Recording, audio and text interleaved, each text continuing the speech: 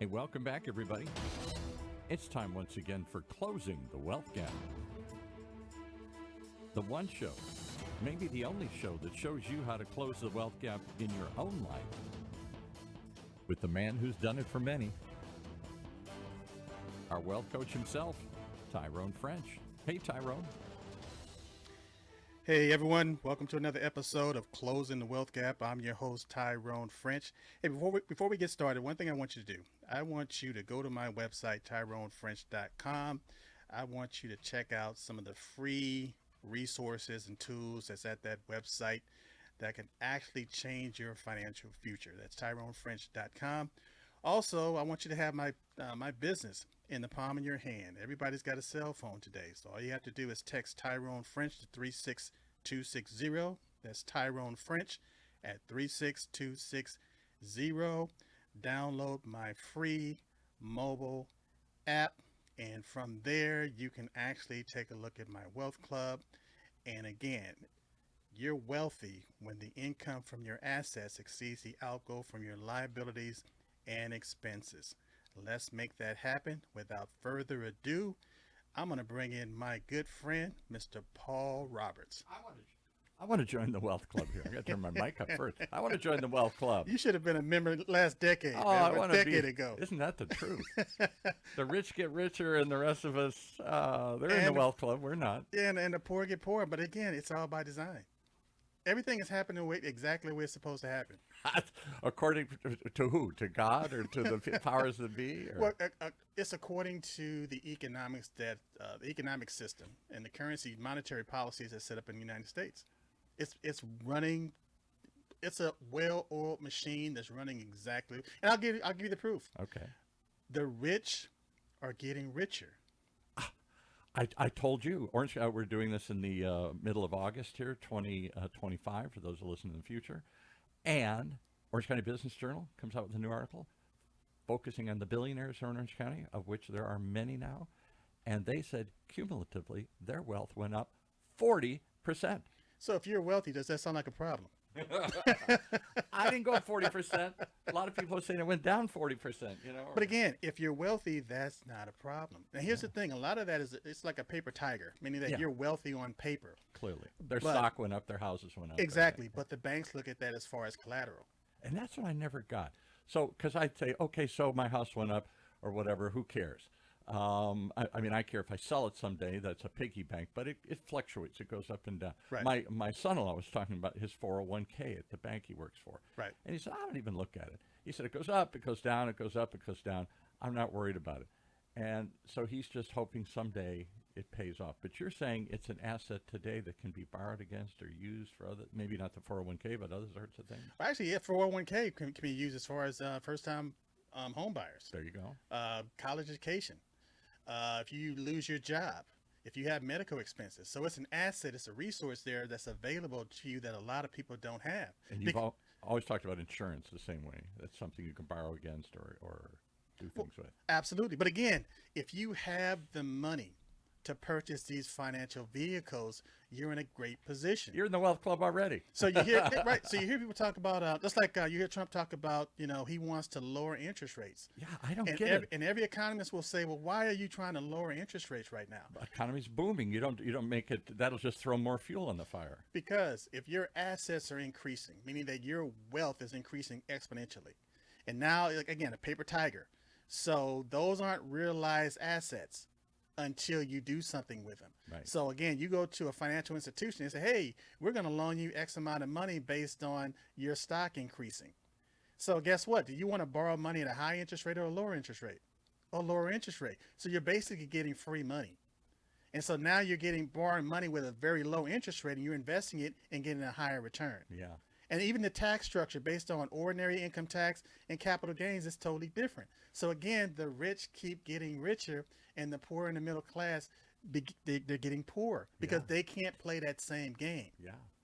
Well, you are going to teach us today, particularly one group that doesn't feel like they're even in the game. They're not in the conversation at all. And that's veterans. I don't know why. Well, see, here's the thing. When they start talking about DEI, and a lot of people talk about DEI and they try to put a racial component on it, without understanding that you have what's called preferential treatment based on hiring practices for veterans.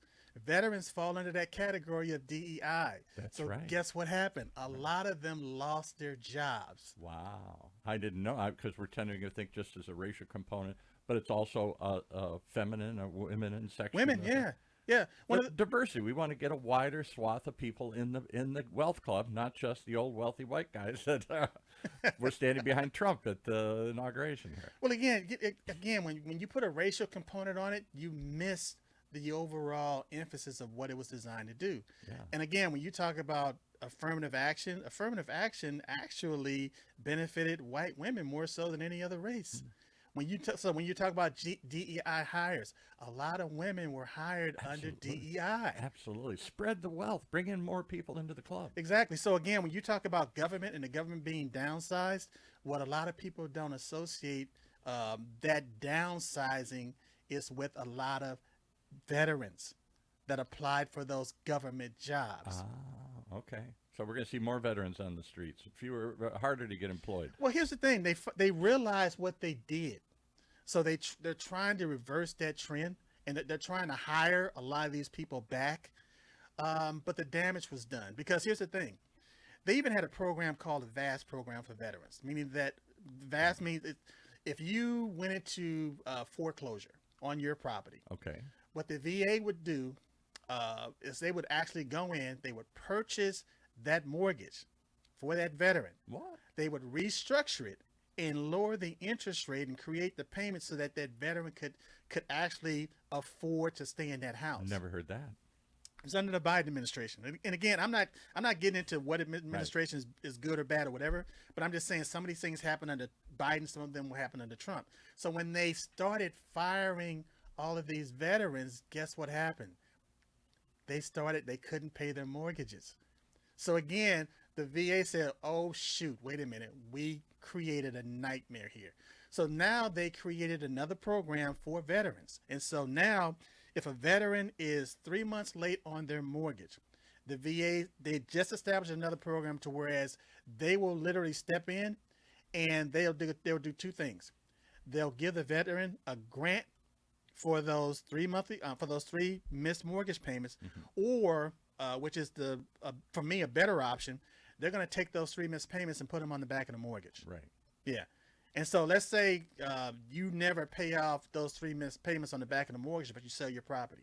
Well, those three missed payments will be absorbed in the cost of selling the property. So we've talked about it many times. You've done many shows about this topic. We're just kind of hit a lightning ground of some things. Why are veterans who seemingly, we have all these veterans benefits and all these programs and enticements to get into the military, and sometimes even pay you a bonus to get in and all this kind of stuff. Veterans come out not ready to play the wealth game.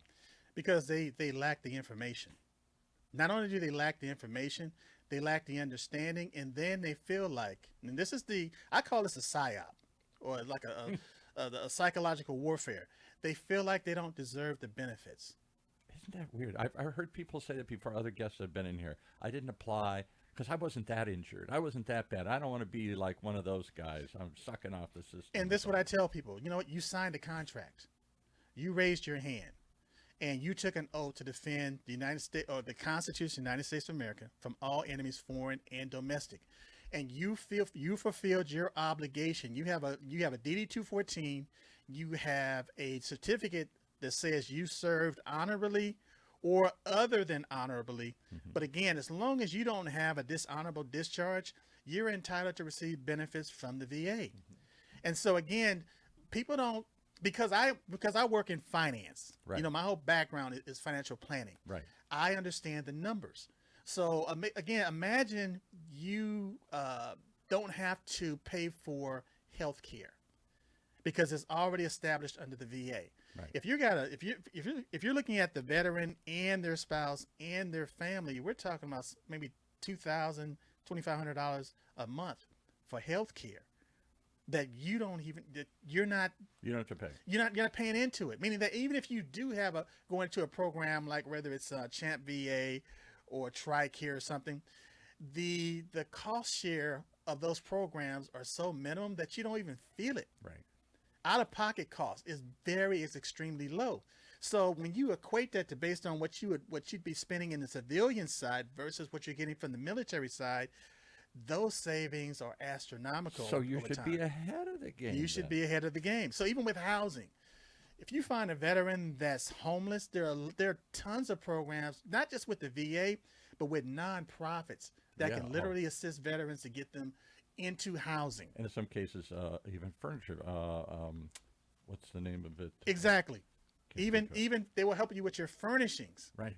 So, but again, so the issue is why don't Patriots veterans? and Paws, as they were in here. They'll help you get furniture to fill up your place too. Yeah. So why don't veterans do it? I liken it to, let's say if you're bankrupt Okay. and you don't know. I mean, you're bankrupt, you're destitute. You look at your net worth. Your net worth is negative. Why are you looking at me as you say But that? You've been talking to somebody? but check this out, Paul. Imagine now you find out that you could have walked into the bank and they were waiting for you to come into the bank and file a claim. And they said, "Hey, we've been the caretaker of this money, Where you been? just waiting for you to come in Yeah. and file a claim." Yeah. Where, like you said, where have you been? And a lot of veterans think that, well, I don't deserve the benefits, or maybe, I wasn't injured enough. My disability rating is going to be low, yada, yada, yada. Well, put it to you like this. When you're on active duty military, I was around jet aircraft. And I was on aircraft carrier when I was in the Army. It was field artillery.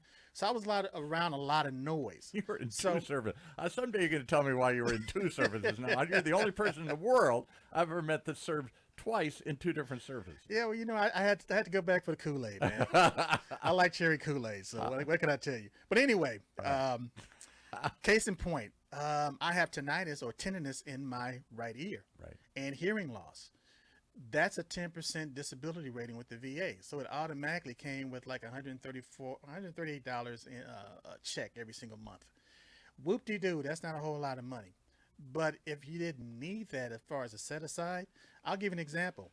When Bitcoin back in 2009, 2010, something like that, I had $100. A friend of mine had passed away.